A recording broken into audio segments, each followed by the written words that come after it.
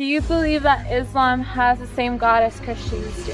When this student asked Cliff whether Islam and Christianity worship the same God, Cliff delivered a powerful response that completely opened her eyes. No. Why?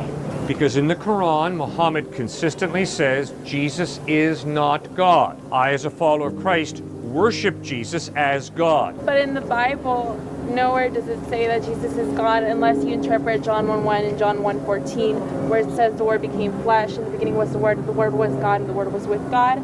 But Jesus never said blatantly, I am God. So where in the Bible does it say Jesus is God? John 8:58, Jesus says, before Abraham was born, I am. The Jews did not call God G-O-D. They called him Yahweh, Jehovah, which is the Hebrew verb to be. I am who I am.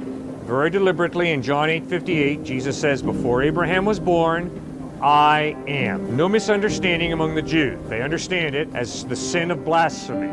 That he, a mere man, would have the audacity to claim to be God in human form is unacceptable. John chapter 10, verse 30, Jesus says, I and the Father are one. Once again, no misunderstanding. The Jews pick up stones to stone him for blasphemy. After his resurrection, the disciples say to Thomas, we saw Jesus risen from the dead. Thomas says, I'm sorry, not unless I can see him with my own eyes, not unless I can take my hand and put them in the nail prints in his hands, will I believe. One night, Jesus stands right in front of Thomas and says, right here, my man, take your hands and put them in the nail prints in my hands, take your hand and thrust it in the spear wound in my side, and Thomas stopped doubting and believed. Thomas hits the floor and says, my Lord and my God. And Jesus says, you believe because you've seen. Blessed are those who will believe even though they've not seen.